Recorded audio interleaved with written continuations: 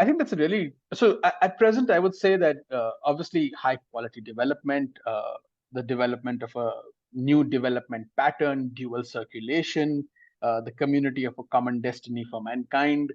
These are the kind of current catchphrases which are really prominent. Self-reliance in science and technology.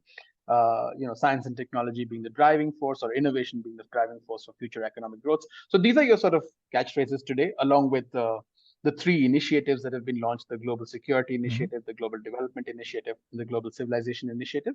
Um, Again, I think it's really useful to think of all these catchphrases and think of all these ideas um, within the frame of Chinese politics. And it's useful for people who approach all of this to try and understand how Chinese political discourse functions, and how Chinese politics functions, given the peculiar nature of the party-state ecosystem. The top leader generally tends to articulate a certain vision. So in this case, Xi Jinping, he's articulating a certain vision, which, say, the community of common destiny for mankind was something that he articulated in 2013. Um, to gradually over the years, this rather vague but benign sounding idea starts to get filled in as different scholars interpret it within the context of China's interests, its capabilities, its capacities. You also start to think of, well, what is it that we want to achieve when we create this community? So that process of interpretation happens, that process of thinking through intellectual discourse takes place, that process of capability assessment takes place. And this is iterative, right? You're also looking at what's happening in the world.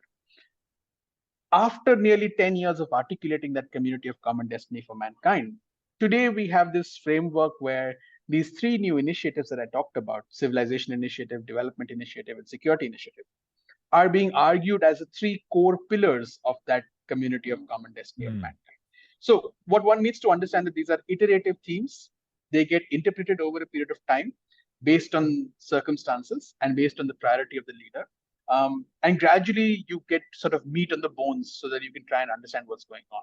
So that's why the discourse often can seem quite vacuous, because there's very little new that's being said, but people are repeating slogans. But over a period of time, I think it's useful to just see what's being added under the slogan. What are the different policy initiatives that are being taken and how those are being added within the slogan?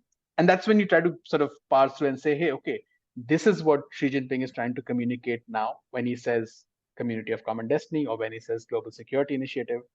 And the same thing happened with Belt and Road. I was in China, living in China, when the Belt and Road initiative was announced. For the first 1 year, I can quite confidently say that very few people knew what it meant. I was working with Chinese state media at that point of time, and I remember that we were asked to do stories on the theme of Belt and Road. And when we asked, well, what does it mean? We were told, well, why can't you just do stories of camels along the Silk Road historically? And we'll figure it out when we figure it out. So it took some time for that process to come through. And I think that's because the leader argues for a vision. The vision is purposefully vague because it evades responsibility, but it also allows others to innovate and think what can be encapsulate within this vision. Because if the leader gives you a very clear-cut, certain set of points to follow, you won't innovate, and he won't know what all can be achieved. So it's purposefully ambiguous. People fill in material into it.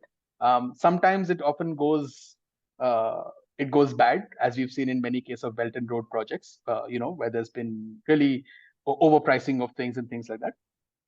But sometimes it delivers, right?